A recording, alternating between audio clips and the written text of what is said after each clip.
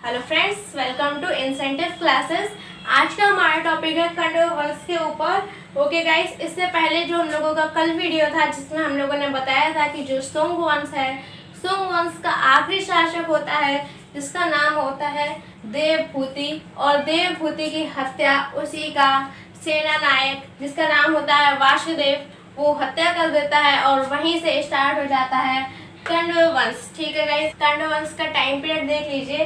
75 से लेके 30 BC तक का जो टाइम पीरियड होता है गाइस, वो होता है खंडव वंश का टाइम पीरियड। ठीक है, अब यहाँ पर जब खंडव वंश के टाइम पीरियड की बात हो गई है तो मैंने आपको कल बताया था कि खंडव वंश कैसे स्टार्ट होता है। देवभूति की हत्या करके होता है और वासुदेव ने हत्या की होती है। लेकिन वासुदेव कैसे हत्या करता है गाइस, वो डायरेक्ट हत्या नहीं करता है। वासुदेव जो है देवभूति की ही एक दासी होती है। ठीक है, देवभूति की एक दासी होती है, उसकी कन्या होती है, उसको गद्दी पे बैठाता है और उसके द्वारा ही वो हत्या करवा देता है। ठीक है, तो आपने ये देखा कि कैसे जो वासुदेव है, वासुदेव ने देवभूति की ही एक दासी को मोहरा बनाया और उसी की कन्या को गद्दी पे बैठाकर उसकी हत्या करवा देता है। ठीक है गाइस, और ये वर्णन जो है खंडव वंश के बारे में ये मिलता कहाँ से है, ये हम लोगों को पुराणों से मिलता है। पुराणों से इसके बारे में वर्णन मिलता है। और एक बाढ़ है, बाढ़ की ही एक पुस्तक है जिसका नाम है हर्षचरित।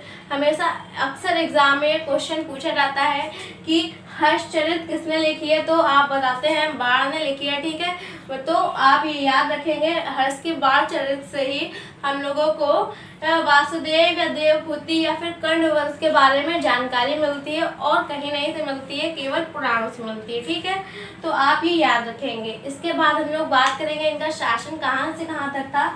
तो गाइस, पाटलिपुत्र से लेकर मध्य भारत तक का। ठीक है, पाटलिपुत्र से लेकर मध्य भारत तक का जो शासक होता है, ठीक है, जितना भी साम्राज्य होता है उस पर किसका राज्य होता है, उस पर राज्य होता है खंडव वंश का। ठीक है गाइस, आप इसको भी याद रखेंगे।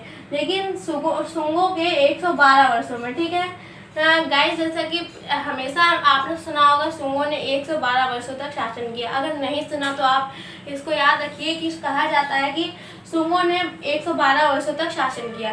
लेकिन जो शुंगों के बारे में पता चलता है तो आप इसे भी याद रखें कि शुंगों ने पूरा 112 वर्षों तक शासन नहीं किया था। ठीक है, शुंगों के 112 वर्षों तक शासन काल में ही 45 वर्षों तक का जो शासनकाल था, वो 45 वर्षों तक का शासनकाल किसका था, वो खंडव वंश का था। ठीक है, तो वो खंडव वंश का शासक था। ओके गाइस, तो आप याद रखेंगे 112 में से जो 45 वर्ष हैं वो खंडव वंश के थे। ठीक, उसके बाद बात करेंगे गाइस वासुदेव की।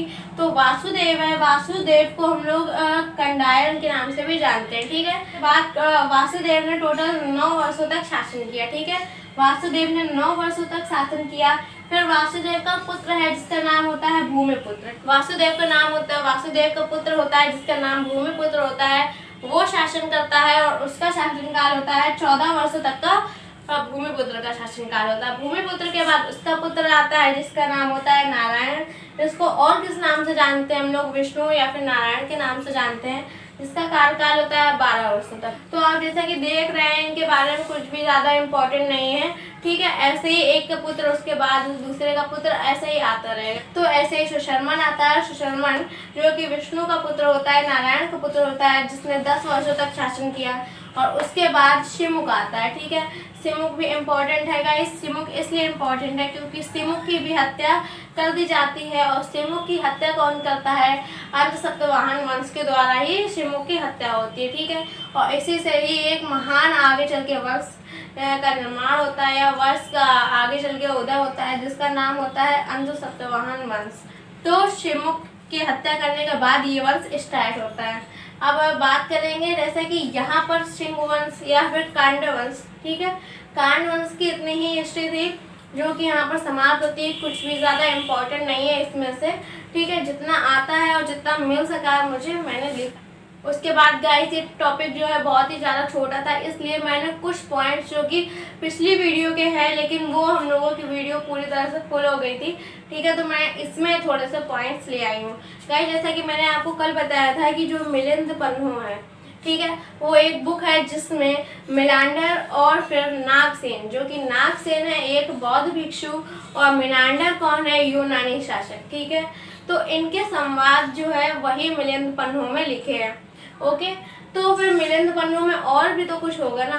तो हाँ गाइस, और भी बहुत कुछ है। यहाँ पर 75 प्रकार के व्यवसायों के बारे में भी वर्णन मिलता है। ये पूछा जाता है, इसलिए मैंने आपको यहाँ पर बताना जरूरी समझा, ठीक है। तो मिलिंद पन्नों में 75 प्रकार के व्यवसायों के बारे में भी पता चलता है। और यहाँ पर मिनांडर और फिर नागसेन के काफ़ी संवाद हैं, जिसमें जो मिनांडर होता है वो क्वेश्चन पूछता है और नागसेन होता है वो बौद्ध भिक्षु होता है और वो उसका उत्तर।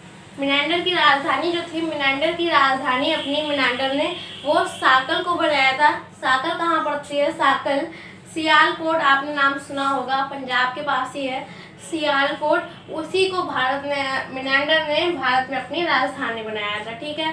जैसा कि आपको कल भी बताया था कि मिनांडर ने कई राज्यों पे कब्जा कर चुका था उस समय। अयोध्या हो गया, पंजाब हो गया, ठीक है, तक्षशिला का राज हो गया, ये सब में कब्जा कर चुका था। तो उसने साकल को और सियालकोट को अपनी राजधानी बनाया था। पूछा जाता है क्वेश्चन ये कि मिनांडर ने भारत में अपनी राजधानी कहाँ पर बनाई थी, तो आप बताएंगे साकल या फिर सियालकोट की। दोनों ही नाम याद रखिएगा क्योंकि दोनों में से कोई भी वर्ड्स आ सकते हैं, ठीक है। भारत का पहला राजा ऐसा था, मिनांडर जो है वो भारत का पहला ऐसा राजा था जिसने अपने सिक्कों में अपने नाम को अंकित करवाया, ठीक है। मिनांडर के ही ऐसे सिक्के हैं जो मिलते हैं हम लोगों को जिसमें उसके नाम, ठीक है, नाम भी सिक्कों में है, ठीक है, सोने के सिक्कों में उसका नाम भी अंकित है। तो इसी से प्रेरित होकर आगे चल के जो भारत के राजा होते हैं, ठीक है, वो भी अपने वो जो सिक्के होते हैं उनमें अपने नाम अंकित करवाते हैं, ठीक है। तो पहले वो किससे सीखते हैं ये चीज़, ये यूनानियों से सीखते हैं। तो ये जो सिक्कों पे नाम अंकित करने की, वहाँ का चिन्ह अंकित करने की प्रथा है, ये कहाँ से मिली, हम लोगों को यूनान से मिली है। यूनान से और भी बहुत कुछ मिला है गाइस, जैसे कि हम लोगों ने यूनान से ही कैलेंडर देखना, ठीक है, नक्षत्र देखना और सप्ताह, ठीक है। नक्षत्र और सप्ताह के बारे में हम लोगों को कहाँ से ज्ञात होता है, तो वो हम लोगों को यूनान के द्वारा ही पता चलता है। लेकिन क्या हम लोगों ने ये हमेशा यूनान से सीखा है, ऐसा नहीं गाइस। यूनान के लोगों ने भी भारत से बहुत कुछ सीखा है, ठीक है। जैसे कि धर्म हो गया, ओके, धर्म हो गया, और क्या हो गया, दर्शन, धर्म और दर्शन की शिक्षा भारत द्वारा यूनान ने ली है, ठीक है। तो यूनानियों ने भारत से क्या सीखा है, धर्म और दर्शन की शिक्षा भारतीयों के द्वारा यूनान ने सीखी है, ठीक है। और यूनान और भारत के संयुक्त मिलने के बाद यूनान और भारत के मिल जाने पर एक नई कला का जन्म होता है जिसका नाम होता है हेलेनिस्टिक कला है, और जिसमें हेलियस या फिर अपोलो, ठीक है, हेलियोस या फिर अपोलो एक प्रणाली होती है, इसका उदय होता है और जिसमें बुद्ध की मूर्तियां बनती हैं। ओके गाइस, तो ये भी आप याद रखेंगे कि हेलेनिस्टिक कला का जन्म कैसे होता है, यूनान और भारत के संयुक्त रूप से उदय होता है, ठीक है। यूनान और भारत के द्वारा संयुक्त रूप से किसका उदय होता है, हेलेनिस्टिक कला का, ठीक है गाइस। तो देखा आपने कि जो हम लोग कर्ण वंश के बारे में पढ़ रहे थे, ये कितना छोटा सा टॉपिक है और इसके बारे में कुछ भी ज़्यादा इम्पोर्टेंट नहीं है। तो आप कर्ण वंश एक ऐसे ही अपने माइंड में रख लीजिए। लेकिन क्वेश्चंस हैं, यूपीएससी लेवल हो गया, एसएससी लेवल है, इसमें कहीं से भी क्वेश्चन आ सकते हैं, ठीक है। बैंक भी हो गया, बैंक में इतना ज़्यादा डीपली नहीं पूछा जाता है, लेकिन एसएससी हो गया या फिर यूपीएससी, ठीक है, इनमें रखिए, ठीक है। तो गाइज, आप अगर वीडियो आपको पसंद आई हो तो प्लीज़ इसे लाइक करिएगा, सब्सक्राइब करिएगा। गाइज, आप लोग लाइक करते ही नहीं है, मैं देखती हूँ। क्या अगर वीडियो में कोई प्रॉब्लम होती हो या फिर कुछ अच्छा ना लगता हो तो प्लीज़ आप कमेंट बॉक्स में बताया भी करिए कि क्या प्रॉब्लम है वीडियो में, ओके गाइज। और अगर आपको अच्छी लगा करे तो आपके बगल ही में होता है वहाँ पर लाइक बटन, ठीक है, तो आप उसको भी प्रेस कर दिया करिए। अगर आप पहली बार चैनल पर विजिट कर रहे हैं गाइज तो इसे सब्सक्राइब कर दीजिएगा और बेल आइकन भी ऑन कर दीजिएगा, ओके गाइज।